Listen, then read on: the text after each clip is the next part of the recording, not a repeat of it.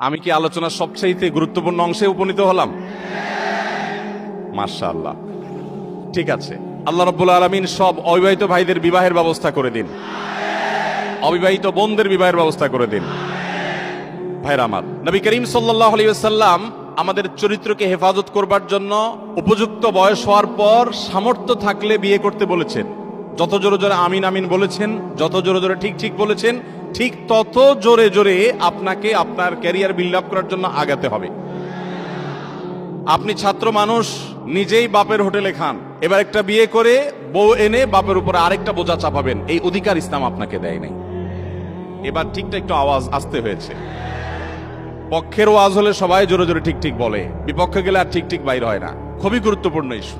যেই যুবক তার যৌবন কালে যা দেখে তাতেই সে অস্থির হয়ে যায়, ব্যাকুল হয়ে যায়, নিয়ন্ত্রণহীন হয়ে যায়, আত্মনিয়ন্ত্রণ রাখতে পারে না, যেখানে সেখানে কাত হয়ে পড়ে, চিত হয়ে পড়ে, যেখানে সেখানে সে সারেন্ডার করে বসে এবং নিজেকে কোনোভাবে কন্ট্রোল করতে পারে না, আমি বলি এই যুবকদের দৃষ্টান্ত হলো ডায়রিয়ার রোগের মতো। কেউ ডায়রিয়া আক্রান্ত হলে সেটা যদি চরম পর্যায়ে পৌঁছে যায়, তখন তারা নিয়ন্ত্রণ ক্ষমতা থাকে না, আত্মনিয়ন্ত্রণ থাকে না, চাইলেও সে মন মতো, জায়গা মতো, সময় মতো তার কাজ সে সারতে পারে না। তো এই রোগের রোগীর মতো হলো ওই তরুণের অবস্থা, যে তরুণ যেখানে যা দেখে, মোবাইলে দেখেছে, কম্পিউটারে দেখেছে, বাইরে দেখেছে, ফেল ফেল করে চেয়ে রয়েছে, ওইদিকে পিছনে দৌড়ানো শুরু করে দিয়েছে, তার পড়ালেখা শেষ করে দিয়েছে, কেরিয়ার ছেড়ে দিয়েছে, বাপমা ছেড়ে দিয়েছে, সমাজ ছেড়ে দিয়েছে, দিন ধর্ম ছেড়ে দিয়েছে, সে পাগল পড়া হয়ে ঘুরছে।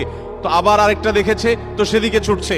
যে যুবক এভাবে যা দেখে সেদিকেই ছুটে, যেখানে যায় সেখানে কাত হয়ে পড়ে, সব জায়গায় নিয়ন্ত্রণহীন হয়ে যায়, সে যুবকের দৃষ্টান্ত হলো ডায়রিয়া রোগীর মতো নিয়ন্ত্রণহীন। সিরিয়াস আলাপ।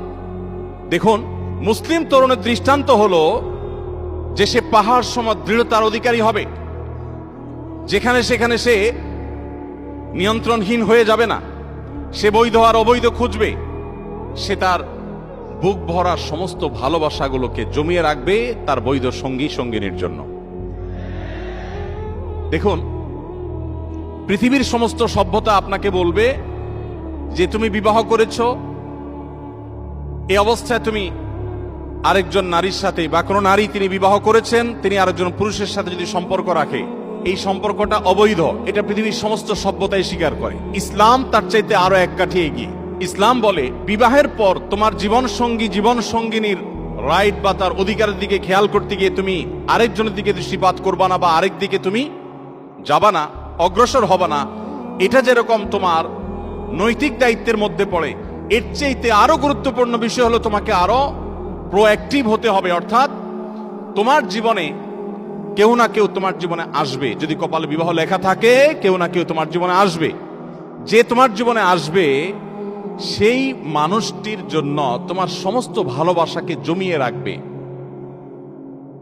তুমি যদি তার আগে অপাত্রে কুপাত্রে বিভিন্ন জায়গায় অজাগায় তুমি তোমার তথাকথিত ভালোবাসাকে বিলিয়ে বেড়াও, নষ্ট করে বেড়াও, তাহলে তোমার সে হবু স্বামী, হবু স্ত্রী, তোমার যে হবু জীবন সঙ্গী বা সঙ্গিনী, তার জন্য সমস্ত ভালোবাসাগুলো জমিয়ে রাখার কথা ছিল, সে তুমি জমিয়ে রাখো নাই।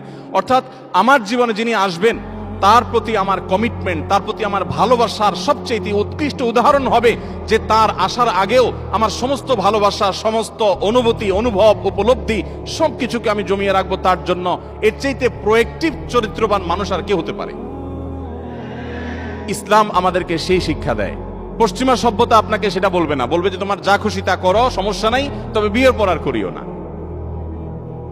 পশ্চিমা সভ্যতা বলবে কি, বিবাহের পর তুমি আর ডানে বামে মুখ বালাবালি করিও না, বিবাহের আগে যা খুশি করো। আর ইসলাম বলে না, তোমার জীবন সঙ্গী, জীবন সঙ্গিনীর জন্য তোমার সারা জীবনের সমস্ত ভালোবাসাকে সঞ্চয় করে রাখো, অজাগায় কুজাগায় সেটাকে অপাত্রে কুপাত্রে ব্যবহার করবে না। সময়তো ভাইরা আমার,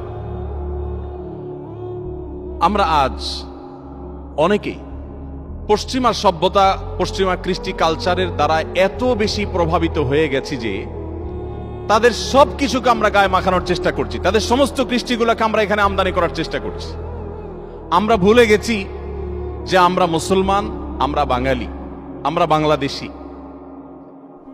এই অঞ্চলের মানুষের যে কৃষ্টি, যে কালচার, সেটা মুসলমান হোক কিংবা হিন্দু হোক কিংবা খ্রিস্টান হোক কিংবা বৌদ্ধ হোক, সে কালচার কোনো ক্রমেই পশ্চিমা কালচারের সাথে যায় না। আমাদের নিজস্ব সংস্কৃতি আছে, সেটা আমরা ভুলে যেতে বসেছি।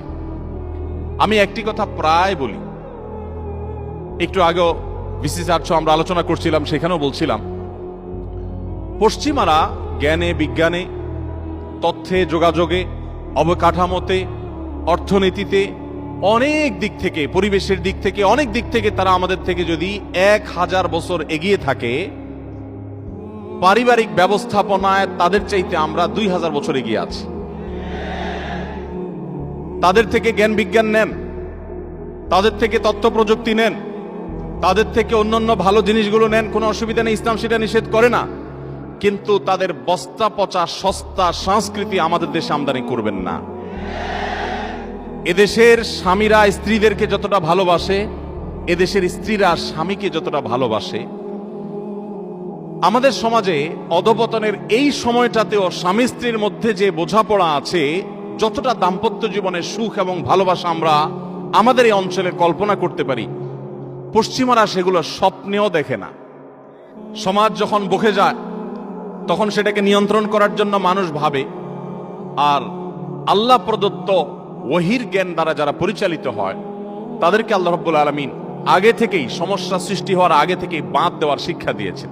নবী করিম সাল্লাল্লাহু আলাইহি সাল্লাম তার অত্যন্ত স্নেহের একজন তরুণ সাহাবী আলী রাদিয়াল্লাহু তাআলা আনহুকে বলেছিলেন, ইয়া আলী লা তুতবি'ন নাযরাতান নাযরাহ, তুমি কোন অপাত্রে যে নারীর প্রতি দৃষ্টিপাত করা তোমার জন্য হারাম করা হয়েছে, তোমার কল্যাণার্থে, তোমার সমাজের সুস্থ স্বাভাবিক বিকাশের স্বার্থে যে নারীর দিকে তোমাকে, তার সৌন্দর্য তোমাকে অবলোকন করতে নিষেধ করা হয়েছে, তুমি ইচ্ছাপূর্বক ভাবে তার দিকে তাকাবে না, এবং যদি প্রথম দৃষ্টি তোমার পড়ে যায় দ্রুততার সাথে নিজেকে সংযত করে নিবে, কারণ এটি তোমার জন্য হালাল নয়।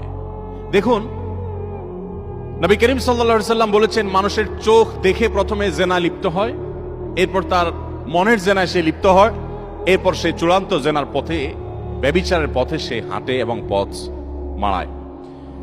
এভাবে নবী করিম সাল্লাল্লাহু আলাইহি সাল্লাম তারুণ্যের চরিত্রকে হেফাজত করার কথা বলেছেন। তিনি যুবকদেরকে লক্ষ্য করে বলেছেন, ইয়া মাশারাশ শাবাব, হে তরুণ সম্প্রদায়েরা, মান ইসতাতা মিনকুমুল বাআতা ফালইয়াতাযাওয়াজ, তোমাদের চরিত্রকে হেফাজত করবার জন্য, তোমাদের চরিত্রকে সংরক্ষণ করবার জন্য, কালিমা থেকে মুক্ত রাখবার জন্য তোমাদের যাদের সাধ্য সামর্থ্য আছে তারা যেন বিবাহ শাদী করে। আল্লাহ তাআলা আমাদের অভিভাবকদের মনগুলোকে গলিয়ে দিন, আমাদের বাবা মাদের আল্লাহ তাআলা সুমতি দান করুন। মাশাআল্লাহ, আমি কি আলোচনার সবচেয়ে গুরুত্বপূর্ণ অংশে উপনীত হলাম?